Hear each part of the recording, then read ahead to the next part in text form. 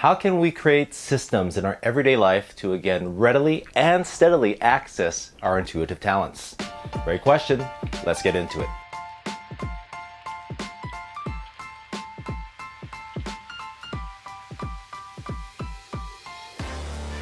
Aloha rising and grand tidings one and all. Welcome back to today, day 22 of our Applied Intuition.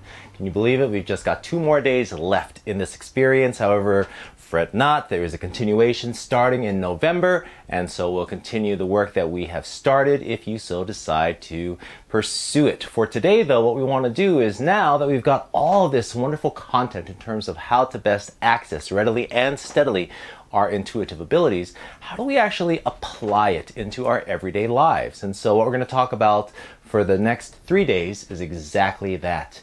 The systems to allow us to not just access what we have activated, to now begin to assimilate that into basically our lifestyle.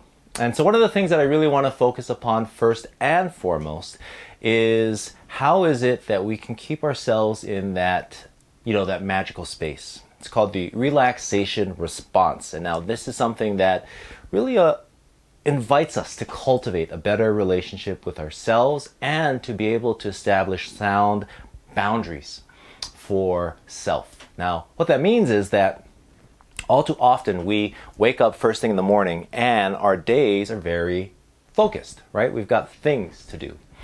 And, wake up, perhaps use the restroom, have a cup of coffee, and kind of move through those daily flows. Now, the thing about that is we tend to go from one thing to another, hop, skipping, and jumping our day through the different tasks, which is a state of doing. Thing about our intuition is it requires us to slow down a little bit, because it really comes from this place of being. And that beingness is what allows us to have better access to our intuitive abilities, so that it's no longer just spontaneously occurring, which it will be happening for all of us. That's a whole nother conversation. And it allows us to be able to utilize it more consciously. And that's a key distinction to make, is that we don't want to just have this available like a fancy tool kind of just going and rusting in the toolbox. We want to have this as something that we can utilize in our everyday lives to better enrich and enhance our daily lifestyle. And so one of the things that I find that is incredibly important are my morning routines, or rather rituals. Now there's a difference there. Routine is something that allows us to mindlessly go through our days, whereas rituals are very conscientious actions that allow us to become more mindful. Now, the thing about mindfulness is, generally speaking, when we are more diffused, our energies are more spread out, and that could be from what happened yesterday to what's going to happen later today to what may be happening, 1 week from now. It could be not just in our own lives, we could be having worries or thoughts and feelings about someone. We could be, vying or, just thinking about and feeling for somebody else. And as all of these things really begin to happen, one of the things that we want to really be aware of is the dispersal and the diffusion of our own life force energy. And our life force energy is what really allows us to supercharge our intuitive abilities, and it enables us to be more able to, again, readily and steadily access this. And so one of the first things that I really like to focus upon in the course of my morning is what it is that I'm going to do to become more mindful in my mornings. And so what we want to do first and foremost is just take inventory. The first thing that I like to do on any kind of task or endeavor is just to observe, to really witness what it is that is happening in the course of my mornings. And so if I were to, take a snapshot of the last week of activity, for example, my mornings would actually be a little erratic. This past week, there's been a lot of things happening. Okay, so this isn't necessarily a typical week. However, there's a lot of things that are happening this past week, and so I would notice that the consistent pattern is inconsistency this past week. However, if I go a week prior to and weeks prior to, my weeks are usually pretty steady. And one of those things that is consistent is I typically wake up between 5:30 and 6 a.m.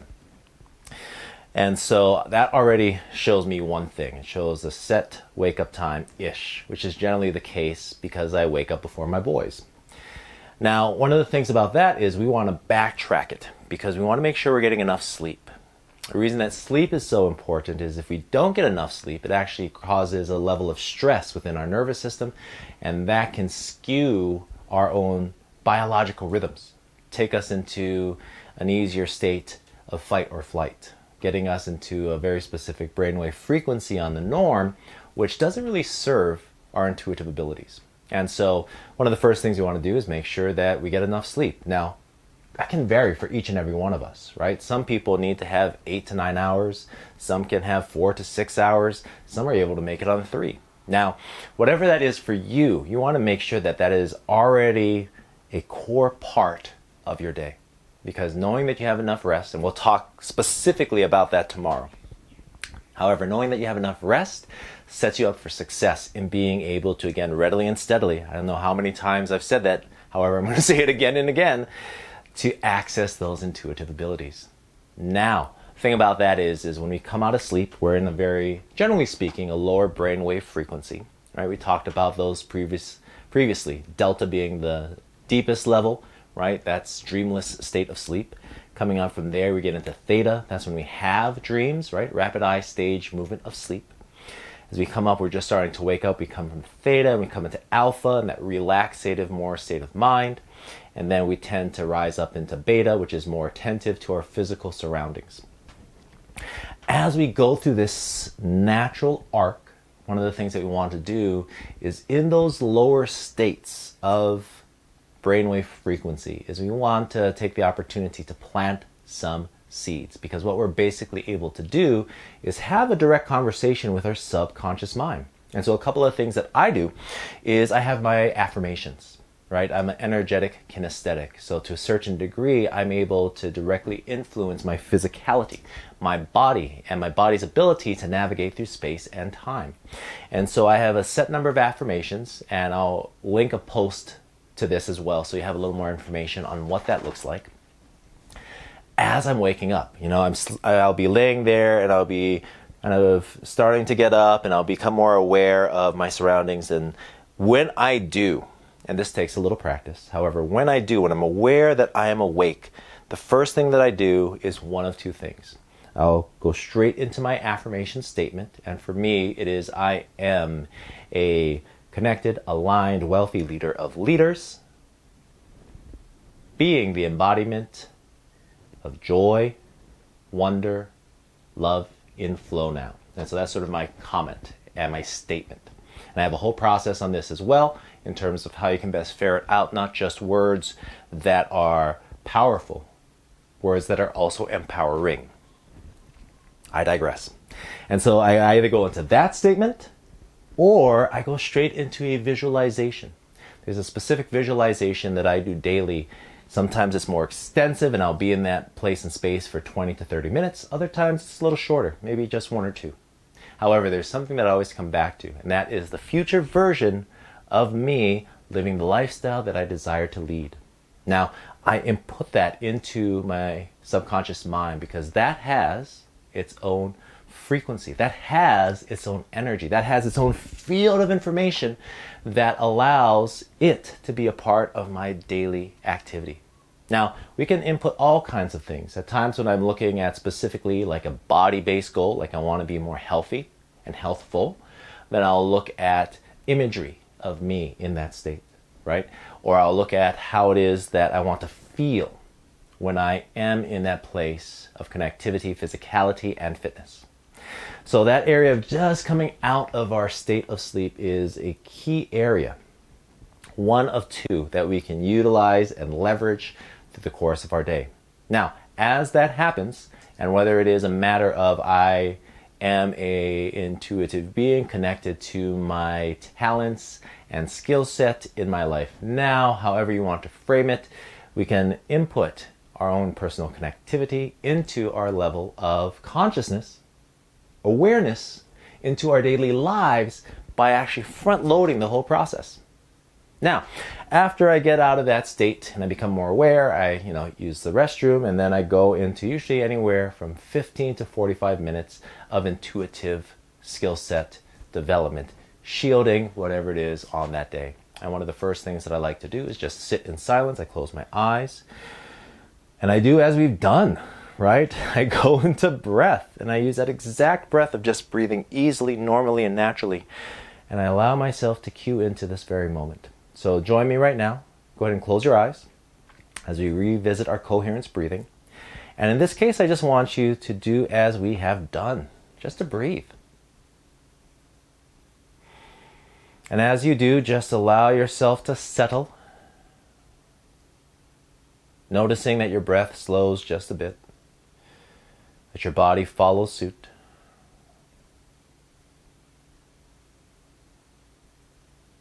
And just for a moment, sense into the sensations of this moment. Feel into the field of energy, allowing your attention now to become attentive to any messages, feelings, thoughts, or energies in this moment. And when ready, please feel free to again open your eyes. Now once more to engage the world around you. So that's almost always the first thing that I do. I check in with me in that moment. See, we're still coming out, that sweeping arc, we're still coming out and up into a more attentive state of being. What I'd like to do though is as that happens, I start to come up. Right now I'm in alpha after I've gone to use a restroom and whatnot, and then I just allow it to kind of plateau a little bit. Maybe go down some. So I drop back down into that high theta frequency, and I just allow myself to connect with the intelligence of my body within the field of consciousness in that moment, and whatever comes in just comes in. It's very receptive, right? One of the things that we want to look at is this flow of receptivity and projective activity, right? The feminine and the masculine, and going in between two of these flows. And so I allow that to start to come up, and then I level off and come back down, and I just allow myself to settle there. Sometimes I'll ask a question, sometimes I'll just tune into what it is that I'm feeling. Right? So far, as you're waking up, eyes still closed, insert, input, and plant an intention, an affirmation, a visualization in that state of being. Coming up and out, let's maintain that, and then actually start to do a little work from the intuitive perspective. So I'll come into that, and then I'll go into any number of the activities that we've already done, right? Sometimes I'll go into a sense of what the energy of the field is, which is more of that energetic area. Sometimes I'll consolidate and contract, and I'll focus upon specifically doing the body scan, right? Focusing upon my body, my feet, and my legs, and just check in with where I am in my own physical body. Other times I'll sense into my heart. What is it that I am dealing with if something is coming up? Other times I'll scan using more of my psychic capabilities. However, as we kind of come back up and down, right? In from that alpha, down back into theta. In from that place of being more aware of the outside world, dropping back into that place of deep, rich connection within. We're able to revitalize that sense of intuitive abilities. And so then I'll stay here for a while. In my morning, this is a conscious activity that I'm going through. Then I'll go through that area and I'll go through a number of different things. One of which is the 6-pointed breath, which we've done. I will, towards the end of this whole arc, set up my field, and I'll do a variation of the 6-pointed breath to make sure that I am incubated, that I am in the highest state of integrity that I can be within my field. Days when I don't do it, it is felt. Absolutely, I am less able to respond and more likely to react. I am more in my head rather than in my intuition. And so as we go through this process, we ready ourselves for the world. And that state of readiness matters, meaning that that is what the reality that we will create through the course of that day looks like. After I've set up that and I close out my activity, then I come up from that and I go out into my morning. One of the first things that I do is I chug a whole bunch of water. When we're sleeping, if we're sleeping a little bit longer, we can actually lose about 1.5 liters of water, of fluids, just through respiration, just through breathing. So you think about one of those larger water bottles, it's like that, just by sleeping and breathing. And so one of the first things that I do to maintain, and this comes in next, through the course of the day, maintain more of a balanced state within my body, is I chug some water. After that, then I'll go through, different daily activities. I'll make a coffee, though I do that, again, as a ritual, meaning that I slow things down rather than pushing start on a Keurig, for example. I go through the process of grounding fresh coffee beans. I'll take that into a pour over coffee carafe, and then I'll put it in, and then, I heat the water, so on and so forth. So whatever is convenient doesn't necessarily mean that it's conducive to our own connection. I often find that convenience and connection kind of go in opposite directions. One of my mentors would often say that we are in this place of seeing transactions where we're looking at specifically the results and the outcome, and connection, actually being aware of what's happening in the moment. And so I like to pull towards connection at the start of my day. Going through that, then, the more that you can systemize a flow with your rituals, and that causes you to go more slow, right? It's not just a matter of pushing a button. We want to bring all of our attention onto whatever it is that we are doing, because then we maintain that field of integrity and connectivity that allows us to be more intuitive. And so going through the course of the morning and then ultimately through the course of the day. However, the thing to really look at is front-loading that process. Just as you become aware that you're awake, then going in through some kind of intention, affirmation, and or imagery, coming out of that, and then maintaining a lower level or frequency, brainwave frequency, by going into coherence breathing, right? You can do a number of different things with any of the exercises that we've done next.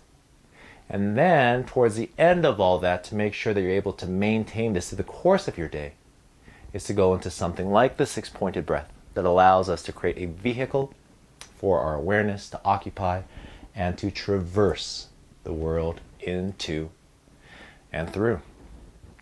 I feel like that's a good amount for today. We'll cover a little bit more tomorrow in day 23 of evening rituals and how we can utilize that to go from a higher frequency down into a lower one. That's it for now, though. Love and aloha. Take care, and off we ho.